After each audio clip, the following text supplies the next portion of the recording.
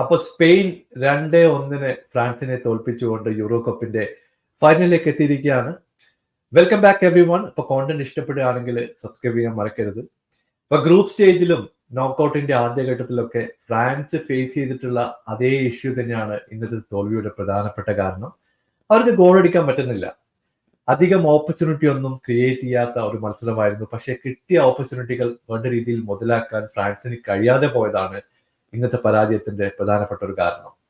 ഇപ്പൊ കളിയുടെ ആദ്യഘട്ടത്തിൽ തന്നെ സ്പെയിന്റെ ഇന്റൻഷൻ വളരെ ക്ലിയർ ആയിരുന്നു. അവര് പൊസിഷൻ കൺട്രോൾ ചെയ്തു, മാക്സിമം ചാൻസ് ക്രിയേറ്റ് ചെയ്യാൻ വേണ്ടി ശ്രമിക്കുക എന്നുള്ള ഒരു പരിപാടിയാണ് അവർ ചെയ്തിട്ടുള്ളത്. അത് കൃത്യമായിട്ട് എക്സിക്യൂട്ട് ചെയ്യാൻ സ്പെയിന് സാധിച്ചു എന്നുള്ളതാണ് ഇന്നത്തെ കളിയുടെ പ്രധാനപ്പെട്ട വസ്തുത.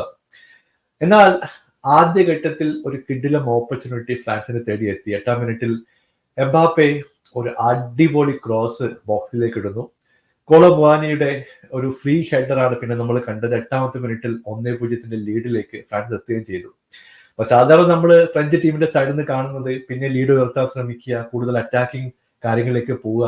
സ്പെയിൻ പതുക്കെ കളിയിലേക്ക് തിരിച്ചു വന്നു. ഒരുപാട് പ്രാവശ്യം ഡിഫെൻസീവ്ലി എക്സ്പോസ് ആവുന്ന ഒരു സ്പെയിൻ ടീമിനെ നമ്മൾ കണ്ടിട്ടുണ്ടായിരുന്നു. കളിയുടെ ആദ്യഘട്ടത്തിലൊക്കെ 2-3 കിടിലൻ ചാൻസുകൾ ഫ്രാൻസിനെ തേടിയെത്തി.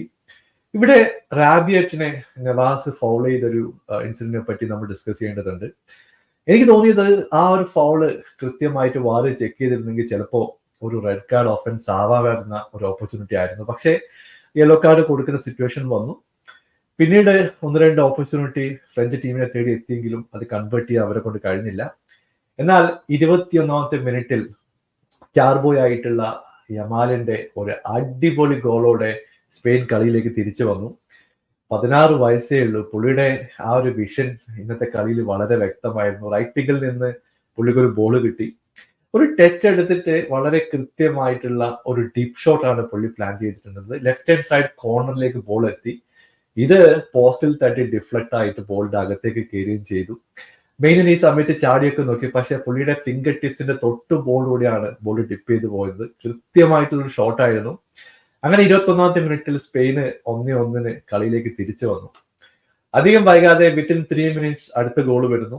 ഇവിടെ ഓൾമോയുടെ ഒരു ബ്രില്യൻ ഷോട്ടാണ് നമ്മൾ കാണുന്നത്. പുള്ളിയുടെ ഫസ്റ്റ് ടച്ച് കിഡുവായിരുന്നു. ചൗമിനി പുള്ളിനെ ട്രാക്ക് ചെയ്യുന്നുണ്ടായിരുന്നു. എന്നാൽ ആ ഒരു ടച്ചോട് കൂടി ചൗമിനിയെ ഇക്വേഷനിൽ നിന്ന് മാറ്റി നിർത്തി ഷോട്ട് എടുക്കാൻ വേണ്ടി ഓൾമോക്ക് കഴിഞ്ഞു.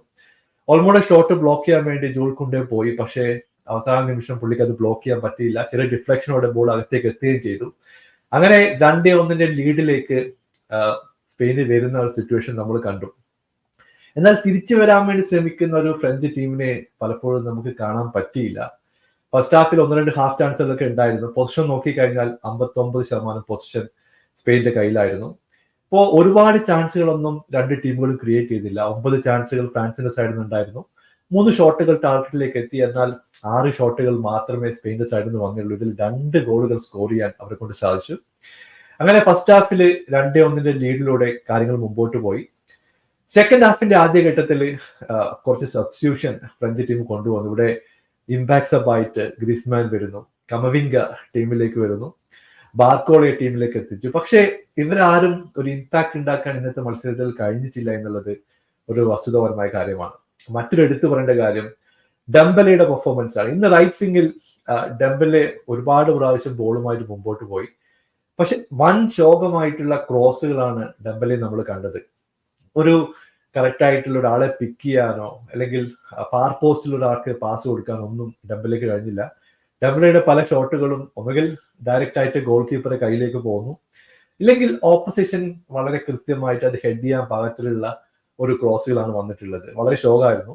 മറ്റൊരു ഇൻട്രസ്റ്റിംഗ് ആയിട്ടുള്ള ഫാക്ടർ, കുക്കറെ ഇന്ന് ഫാൻസ് ഒക്കെ നല്ല രീതിയിൽ തന്നെ ബൂ ചെയ്യുന്നുണ്ടായിരുന്നു. അപ്പൊ ഞാൻ വിചാരിച്ചു പുള്ളീനെ എന്താണ് ബൂ ചെയ്യുന്നത്, എന്താണ് കാര്യം എന്നറിയില്ല. അപ്പോഴാണ് ഞാൻ സോഷ്യൽ മീഡിയയിലൊക്കെ പറഞ്ഞപ്പോൾ നമ്മുടെ ജർമ്മനി ആയിട്ടുള്ള മത്സരത്തിൽ ഒരു ഹാൻഡ്ബോൾ ഇൻസിഡന്റ് ഉണ്ടായിരുന്നു. എനിക്ക് തോന്നുന്നു ജർമ്മൻ ഫാൻസ് ആ സമയത്ത് സ്റ്റേഡിയത്തിൽ ഉണ്ടോ എന്നുള്ള കാര്യം അറിയില്ല. പക്ഷെ എല്ലാവരും കൂടെ പുള്ളിനെ നല്ല രീതിയിൽ തന്നെ ബൂ ചെയ്യുന്നുണ്ടായിരുന്നു. പക്ഷേ ഇന്നത്തെ ആദ്യത്തെ മിസ്റ്റേക്ക് മാറ്റി നിർത്തി കഴിഞ്ഞിട്ടുണ്ടെങ്കിൽ ഒരു നല്ല പെർഫോമൻസ് ആണ് കുക്കറയുടെ സൈഡിൽ നമ്മൾ കണ്ടത്. തൊട്ടു മുമ്പിലായിട്ട് റോഡ്രിയുടെ മറ്റൊരു ബ്രില്യൻ പെർഫോമൻസ് നമ്മൾ കണ്ടു. ഫ്രഞ്ച് ഡിഫൻസ് വളരെ വളരെ വൾണറബിൾ ആയിരുന്നു. എസ്പെഷ്യലി ഉപമിക്കാനോടെ കുറെ മിസ്റ്റേക്കുകൾ ഉണ്ടായിരുന്നു. ജൂൾ കുണ്ടെ അത്ര സോളിഡ് ആയിരുന്നില്ല. ഇതൊക്കെ ഫ്രഞ്ച് ടീമിന് വിനയായി എന്ന് പറയേണ്ടി വരും. സെക്കൻഡ് ഹാഫിൽ നമ്മൾ പലപ്പോഴും എക്സ്പെക്ട് ചെയ്തിട്ടുള്ള ആ ഒരു എംബാപ്പെ മൂവ്മെന്റും എംബാപ്പയുടെ ഡ്രിബിളിംഗ് ഒന്നും കണ്ടിട്ടിരുന്നില്ല. പലപ്പോഴും സെക്കൻഡ് ഹാഫിൽ 1-2 പ്രാവശ്യം മാത്രമാണ് ഞാൻ എംബാപ്പയെ കണ്ടിട്ടുള്ളത്. അതുകൊണ്ട് പുള്ളിയുടെ സൈഡിൽ നിന്നും ഒരു ഗോളൊന്നും ക്രിയേറ്റ് ചെയ്യാൻ പറ്റിയിട്ടില്ല എന്നുള്ളത് ഒരു വസ്തുത തന്നെയാണ്. അങ്ങനെ സ്പെയിൻ അവരുടെ മൊമെന്റം കണ്ടിന്യൂ ചെയ്യുകയാണ്. നമ്മൾ പറഞ്ഞ പോലെ നോക്കൌട്ടിലും ഗ്രൂപ്പ് സ്റ്റേജിലൊക്കെ കണ്ട ഗോൾ സ്കോർ ചെയ്യുന്ന ആ ഒരു സ്പെയിൻ ടീമിനെ നമുക്കിത് കാണാൻ സാധിച്ചു. അവര് വളരെ കൃത്യമായിട്ട് ഫൈനലിലേക്ക് എത്തുകയും ചെയ്തു. അപ്പൊ സെക്കൻഡ് സെമി ഫൈനലിന് വേണ്ടിയിട്ട് നാളെ വരെ നമുക്ക് കാത്തിരിക്കണം. നെതർലാൻഡും ഇംഗ്ലണ്ടും തമ്മിലാണ് ആ ഒരു സെമി ഫൈനൽ മത്സരം നടക്കാൻ പോകുന്നത്. അപ്പോ എന്തായാലും നിങ്ങളുടെ അഭിപ്രായം താഴെ അറിയിക്കുക. പുതിയൊരു വീഡിയോയുമായി വീണ്ടും കാണാം. Thank you so much for watching. Bye for now.